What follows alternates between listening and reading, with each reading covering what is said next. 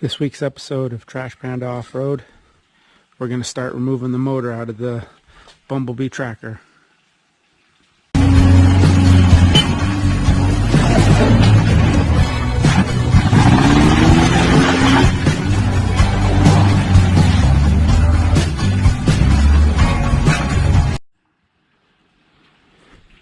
Going to start with the basics here for motor removal.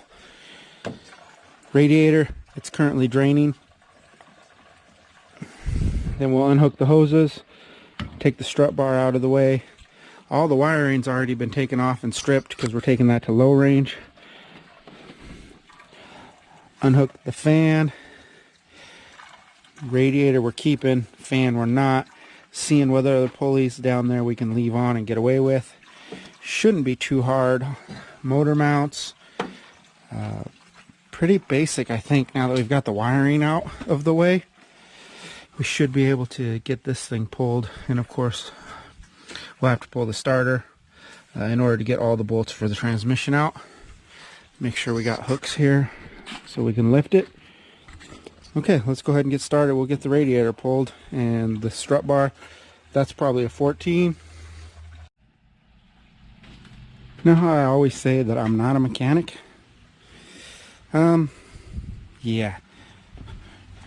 Make sure your air conditioning system is discharged before you unhook the cables to it. That was an adventure. Update. Remove the radiator. Hose, no big deal, nothing special.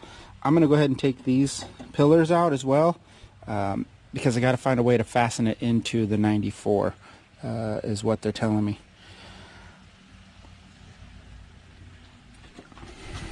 So, also undid the power steering, so I have a clear access here. I'm working my way around. This connection went right there. Not sure where that goes to right now. I'll probably put this hose back onto that rather than leave it in the car. Alternator's free. Ground to the starter's free. Got to take that ground off the back. Starting to do, I'm pretty sure these are heater cores, and we're really pretty close. Gonna say these are probably fuel lines here. That's probably going to be a 22 millimeter right there to pull that.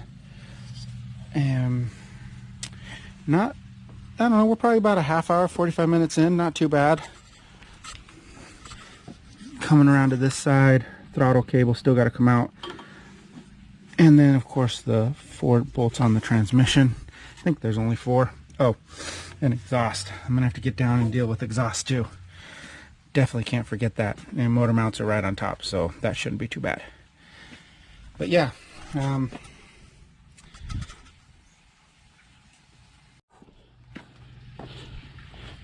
ahead and jacked the tracker up because I'm gonna cut the exhaust bolts.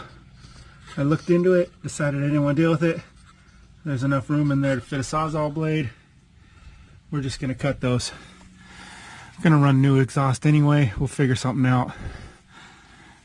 This thing barely even works as an exhaust. It's kind of broken and cut and all that. Tilted off to one side, hoping for the best kind of thing. So,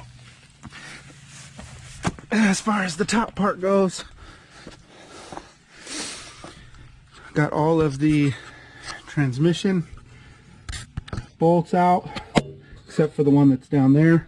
I actually think what I'm going to try to do is run a long extender from right here straight back to it, and then I should be able to pull this thing. Well, I'm gonna undo that last bolt, then I'm going to shove the thing back into the shop. You guys from the previous motor swap videos know my sketchy method of pulling motors.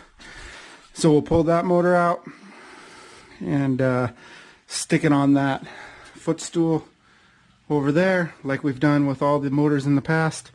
Then we'll haul this thing out of the way and bring in the 94. Got the motor up and out.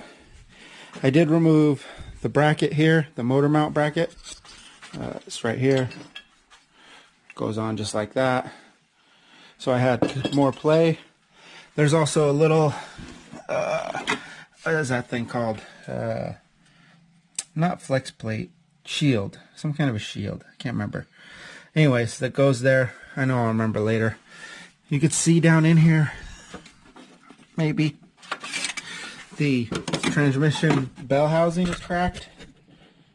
You can see right there. Maybe we get light. So the transmission bell housing is cracked and beat up.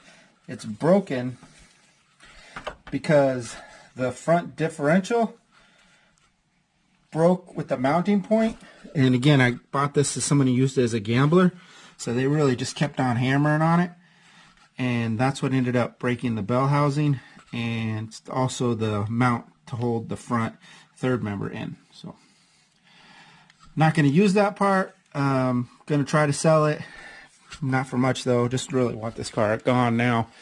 Got to get this thing out. Unfortunately, my sketchy way of getting motors out is about a foot too short. So I got to think for a minute as to what direction I want to go from here. I didn't unhook the fuel lines from there. I actually unhooked them down here. Unhooked all the rubber hoses and left them connected to the motor. Not sure what parts I'm going to need, what parts I'm not going to need. Not going to use the air conditioner. Not going to use power steering. So right now I got to stop for a minute and think about how to get another foot out of this thing. Maybe I'll take air out of the tires. I don't know, but then I can't push it out of the way. So we'll see. There it is. Sketchiness and all.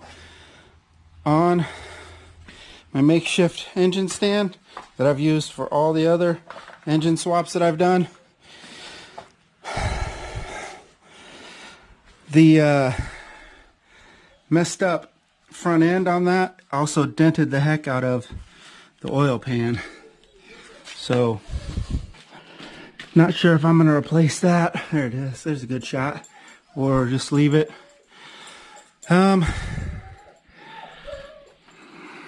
Probably should do a clutch since I have it out.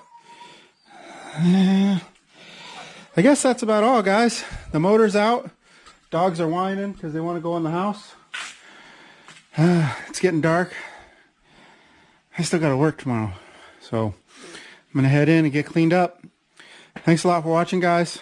As always, post your comments down below. Love to answer them best I can. Trying to help other people to build up their Suzuki Sidekicks and Geo Trackers. Thanks a lot for watching if you're still all the way through the video. And as always, again, Trash Panda Off-Road on the Instagram. Post daily updates on there. See you guys in the next one.